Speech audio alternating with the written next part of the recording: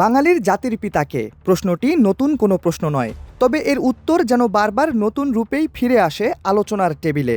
সেই পুরনো আলোচনাতেই ফিরে গেলেন জাতীয় নাগরিক পার্টির আহ্বায়ক নাহিদ ইসলাম। 15 আগস্ট নিজের ভেরিফাইড ফেসবুক পোস্টে নাহিদ লিখেছেন, শেখ মুজিবুর রহমান জাতির পিতা নন। স্বাধীনতা অর্জনে তার অবদান ও ত্যাগের কথা আমরা স্বীকার করি, কিন্তু আমরা তার শাসনামলে সংঘটিত জাতীয় পর্যায়ের ঘটনাগুলো স্মরণ করছি। এক্সট্রিম মশার কয়েল প্ল্যান্ট ফাইবার দিয়ে তৈরি, ডেঙ্গু, চিকুনগুনিয়া বাহি সহ যে কোনো মশার বিরুদ্ধে দেয় এক্সট্রিম সুরক্ষা। ইংরেজি ভাষায় দেওয়া সেই পোস্টে নাহিদ ইসলাম আরও লিখেছেন, শেখ মুজিবুর রহমান জাতির পিতা নন। তার নেতৃত্বে বাংলাদেশ ভারতের একটি করদ রাজ্যে পরিণত হয়েছিল।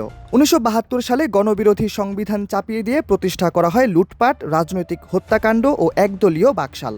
তিনি বলেন, বিগত কয়েক দশক ধরে আওয়ামী লীগ বাংলাদেশকে তার পৈতৃক সম্পত্তি, জবাবহীন শাসন এবং মুজিবের নাম ব্যবহার করে দুর্নীতি ও দমন নিপীড়নকে বৈধতা দিয়েছে।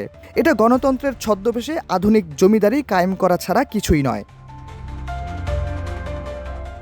ফেসবুক পোস্টে নাহিদ ইসলাম আরও লিখেছেন, 2024 সালের গণ অভ্যুত্থান এই জমিদারিকে ধ্বংস করে দিয়েছে। কোনো ব্যক্তি, পরিবার ও নাগরিকের অধিকার কেড়ে নিতে বা বাংলাদেশের ওপর ফ্যাসিবাদ চেপে বসতে পারে এমন কোনো মতাদর্শকে আর মেনে নেওয়া হবে না। তিনি বলেন, জাতির পিতা উপাধি কোনো ইতিহাস নয়, এটা আওয়ামী লীগের তৈরি করা এক ফ্যাসিবাদী হাতিয়ার।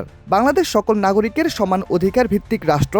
এর জন্ম বা ভবিষ্যৎ কোনো এক ব্যক্তির একচেটিয়া সম্পত্তি নয়।